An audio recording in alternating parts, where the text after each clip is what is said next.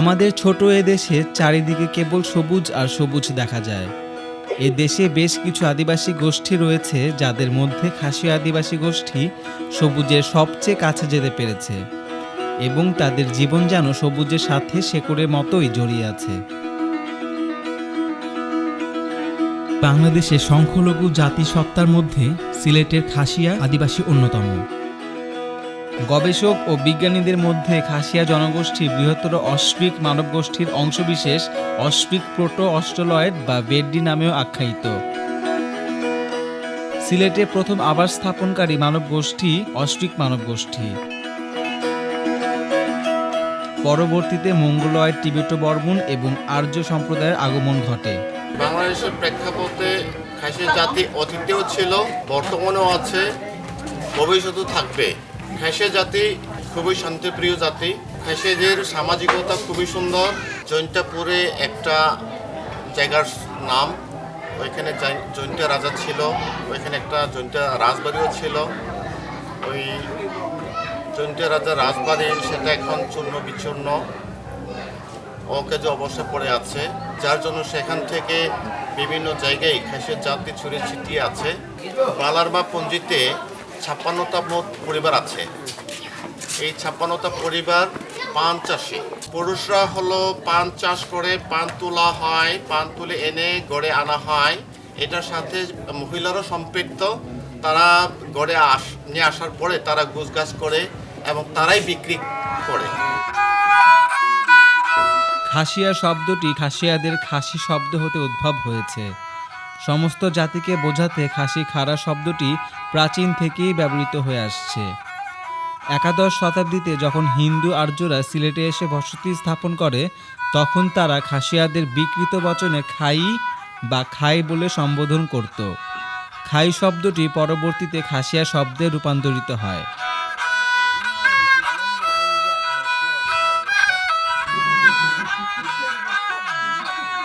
রেনেল ১৭৪০ সালে তার মানচিত্রে খাসিয়াদের কাসি, ডক্টর বুচানান হ্যামিল্টন ১৮১০ সালে তার লেখায় খাসিয়া এবং এল.এ. ওয়াডেল কাসিয়া আখ্যায়িত করেন। পি.আর.টি. গর্ডনই তাদের সঠিকভাবে খাসি নামে আখ্যায়িত করেন। তাদের অধিকাংশ মেঘালয় রাজ্যে বাস করে। তাছাড়া বার্মা, আসাম, নাগাল্যান্ড, ত্রিপুরা অঞ্চলে বাস করছে।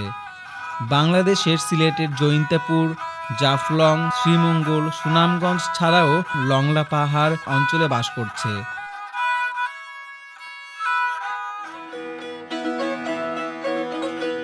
খাসিয়াদের বেঁচে থাকার প্রধান জীবিকা পান চাষ।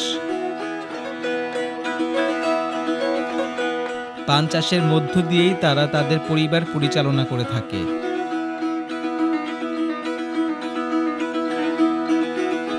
নারী পুরুষ একত্রে এই পেশার সাথে জড়িত।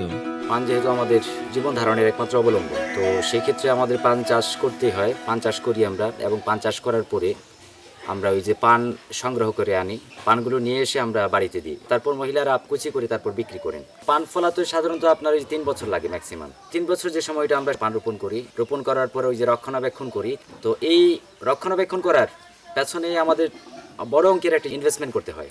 বাঙালি পাইকারদের কাছ থেকে আমাদের দাদন নিতে হয়, ওইটা পরিশোধ না করা পর্যন্ত। মহাজনরা তাদের ইচ্ছা মতো এই যে পানের হিসেবগুলো আমাদেরকে দিয়ে দিই। পান পরিচর্যার জন্য আমরা সাধারণত করি যে ফার্টিলাইজার যেগুলো, এটা কিন্তু আপনার আর কি ন্যাচারাল লতা পাতা যেগুলো, সেগুলো আমরা সাধারণত ওই যে পানের গাছের গুঁড়ি এগুলো আমরা জমা করে রাখি। তো বর্ষার সময় যখন বৃষ্টিতে সেগুলো ভিজে আর কি, ভিজে সেগুলো পচে আপনার হয় সার হয়, জৈব সার হয়। তো পান চাষের জন্য সবসময় আমরা করি যে পাক পবিত্রতা অবলম্বন করি। কারণ অতীতে একটা আছে, পান চাষ নিয়ে একটা গল্প আছে। কোনো এক সময় আমাদের এই যে খাসিয়া পান চাষি ছিলেন, উনি অনেক পান ফলিয়েছিলেন। সেই সময় একজন ভিক্ষুক আইসা ওনার কাছ থেকে নাকি পান চেয়েছিলেন আর কি। তো উনি পান দিতে নারাজি হয়েছিলেন, যার ফলে ওই লোকটা চলে যাওয়ার আগে সে ২-১টা পান ওর সামনেই কিন্তু পানগুলো পারছে। পায়রা সে করছে, মুখে চিবানোর পর সে থুথু দিয়ে নাকি চলে গেছে। থুথু দিয়ে চলে যাওয়ার আপনার ২-৩ দিন পরে নাকি পুরো তার ওই যে পান বাগানের জমিটাই নাকি লাল হয়ে গেছে। লাল হয়ে যাওয়া মানে আপনার ওই পচন ধরা শুরু করছে আর কি, যেটাকে সাধারণত আমরা ওই যে উত্রাম ভাইরাস বলি। একটি স্বতন্ত্র জনগোষ্ঠী বা জাতি হিসেবে তাদের আছে নিজস্ব সংস্কৃতি, জীবন দর্শন এবং সমাজ ব্যবস্থা।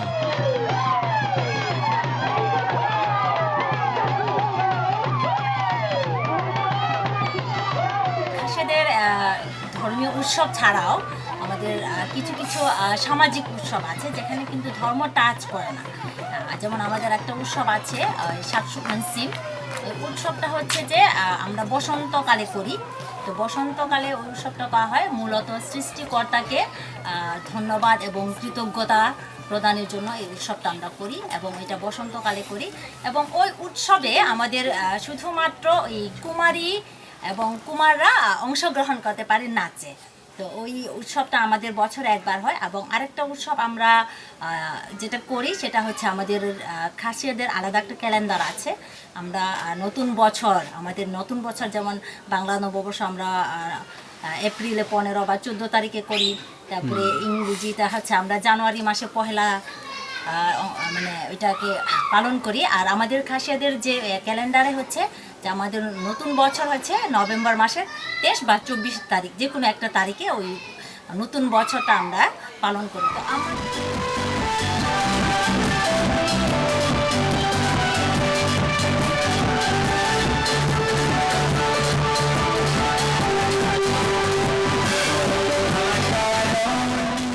সামাজিক ও সাংস্কৃতিক আগ্রাসন সত্ত্বেও শত শত বছর ধরে টিকে আছে তাদের মাতৃজাত সমাজ ব্যবস্থা।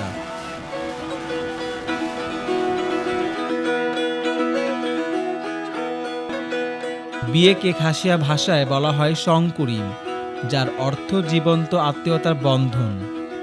তারা একে অপরকে পছন্দ করে বিয়ে করে এবং বিয়ে প্রস্তাবকারীকে ফুল গাঁথা ভদ্র মহিলা বলা হয়। বিয়ের পূর্বে তাদের কুর ও জাতের পরিবার বুরুঞ্জি বিশ্লেষণ করে। পূর্বে কুর সম্পর্ক না থাকলে সহজেই সেই প্রস্তাব গ্রহণ করা হয়।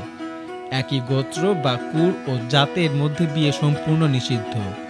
বিয়ের আংটি পরানোর দিনকে ফিনহিয়ার সিনজাট বলা হয়।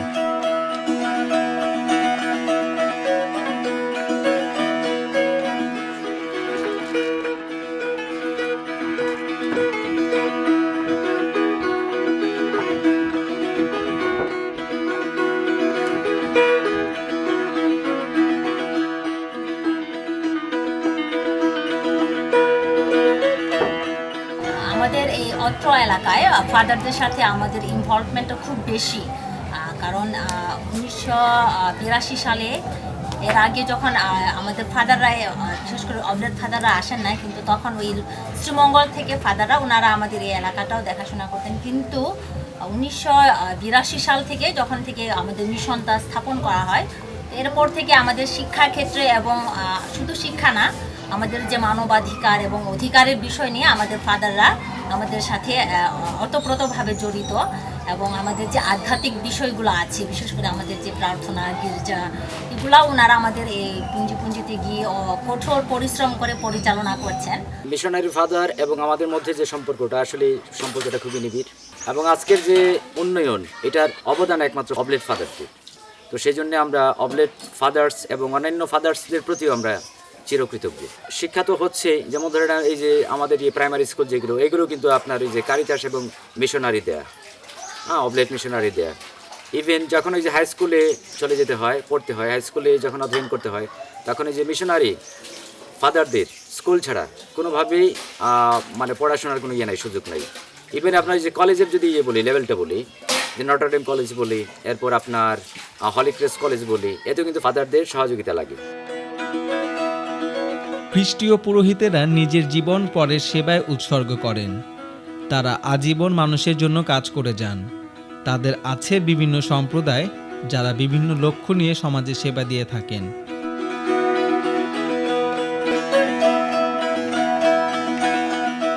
আমি এই মুড়িছড়া পুঞ্জি থেকেই বড় হয়েছি। আমার জন্ম এই পুঞ্জিতেই এবং এখানেই আমার প্রাথমিক পড়াশোনা শুরু হয়। এবং প্রত্যেকটা পুঞ্জিতে একটি করে স্কুল, মিশনারি স্কুল রয়েছে, যেখানে একটি টিচার এই স্কুলটাকে পরিচালনা করে। আর এখান থেকে পড়াশোনা করেই আমি এই পুঞ্জি থেকে বেরিয়ে আমি মিশনারি স্কুলে প্রথমে যাই শ্রীমঙ্গলে, ভিক্টোরিয়া হাই স্কুলে, তারপরে আমি যাই Nawabganj Bandura Holy Cross high স্কুলে। আর এইভাবে ম্যাট্রিকের পরেই আমি নটরডেম থেকে ডিগ্রি পাশ করার পরে আমি এই ফাদার লাইনে যোগদান করি। অবলেট ফাদার হিসেবে আমরা শুধু ধর্মীয় না, আমরা বিভিন্ন কাজে মানুষের সাথে সম্পৃক্ত হই। আর সেজন্য দেখি বিশেষভাবে এখানে অবলেট পিস অ্যান্ড জাস্টিস মিনিস্ট্রি রয়েছে, যেখানে তাদের অধিকারের বিষয়ে তাদেরকে সচেতনতা দান করা হয়। শিক্ষার ক্ষেত্রে আমাদের অবলেট ফাদারগণ অনেক অবদান রেখেছেন আমাদের এই পুঞ্জি এলাকাগুলোতে। আর আমরা এখন দেখছি যে শিক্ষার প্রতি বিশেষভাবে অভিভাবকগণ এবং আমাদের ছেলে মেয়েরা শিক্ষার পেছনে এখন অনেক আগ্রহ প্রকাশ করছে। মিশনারি অবলেটস অফ ম্যারি ইমাকিউলেট সেরকমই একটি সম্প্রদায় যাকে সংক্ষেপে OMI বলা হয়। অবলেট ফাদারগণ যখন এই এলাকায় আসেন, বিশেষ করে এই পাহাড়ি এলাকায়, এখানে এসে দেখলেন যেখানে অনেকগুলো চা বাগান রয়েছে এবং পাহাড়ে অনেক আদিবাসী জনগোষ্ঠী রয়েছে। তাদের কোনো শিক্ষা দীক্ষা ছিল না, এই এলাকায় কোনো শিক্ষার আলো ছিল না, শিক্ষিত মানুষ বলতে ছিল না তেমন। তাহলে আমাদের ফাদারদের একটা ইচ্ছা ছিল যে এই এলাকায় যেন বিশেষ করে এই পাহাড়ি আদিবাসী জনগোষ্ঠী এবং চা জনগোষ্ঠী শিক্ষার আলো লাভ করে। আর তাই আমাদের ফাদারগণ এখানে একটা পরিত্যক্ত চা বাগান কিনে এই মিশন প্রতিষ্ঠা করেছেন 1985 খ্রিস্টাব্দে। আর তখন একটা ছোট কুড়ে ঘর দিয়ে এই স্কুল শুরু হয়েছিল। আমাদের ফাদাররা এই যে সমস্ত এলাকায় যে সমস্ত রাখালগণ ছিল তাদেরকে সন্ধ্যাবেলা ডেকে নিয়ে আসতো, ডেকে নিয়ে এসে এই রাখালদের দিয়ে এই সান্ধ্যকালীন স্কুল প্রতিষ্ঠা করেছিল। আর সেটাই আস্তে আস্তে এখন এই হাই স্কুলে উন্নীত হয়েছে। এখানে ক্লাস 1 থেকে 10 পর্যন্ত আছে। আমাদের এই স্কুলে বলা যায় 90% ছেলে মেয়ে আদিবাসী। একটা সুন্দর দিক হচ্ছে আমাদের এই স্কুলে বেশ কয়েকজন আদিবাসী টিচার আছেন। এরা একসময় এই স্কুলেরই স্টুডেন্ট ছিল। তারা স্কুল থেকে পাশ করে ডিগ্রি পড়াশোনা করে বিএড করে এবং মাস্টার্স করে তারা আবার এখন এই স্কুলে শিক্ষকতা করছেন। যে তারা নিজের আদিবাসী এবং তারা চেয়েছেন যেন আদিবাসী হয়ে এই আদিবাসী ভাই বোনদের সেবা করতে পারেন। আমাদের এখানে 2টা রেসিডেন্সিয়াল হোস্টেল আছে, একটা ছেলেদের জন্য, একটা মেয়েদের জন্য। তারা আমাদের পাহাড়ে বিভিন্ন জায়গা থেকে আসে, পুঞ্জি বাগান থেকে আসে, এসে আমাদের হোস্টেলে থাকে এবং হোস্টেলে থেকে আমাদের স্কুলে লেখাপড়া করে। আমাদের স্কুলে ছেলে মেয়েরা তাদের ঐতিহ্য, কৃষ্টি, সংস্কৃতি এগুলো এরা প্র্যাকটিস করার সুযোগ পায়। আমাদের ছেলেমেয়েরা বিভিন্ন প্রোগ্রামে অংশগ্রহণ করে। এখানে প্রতি বছর স্কুল থেকে ম্যাগাজিন বের করা হয়। এবছর আমরা ম্যাগাজিন বের করেছি, আমাদের ম্যাগাজিনের নাম উদ্ভাস। বা সেখানেও শিক্ষার্থীদের যে জ্ঞানের বিচরণ এটা তারা লেখালেখির মাধ্যমে কিছুটা হলেও প্রকাশ করতে পারছে। ওরা খুবই আশাবাদী যে আমি মনে করি আগামী 10-15 বছরের মধ্যে এই এলাকায় প্রায় সব ঘরেই সব শিক্ষিত ছেলে মেয়ে হয়ে উঠবে। খাসিয়াদের সাথে OMI ফাদারদের একাত্মতা পোষণে, বিশেষ করে শিক্ষাদানের মাধ্যমে দিনের পর দিন তারা এক অবিচ্ছেদ্য দীর্ঘ সুতো গাঁথছে।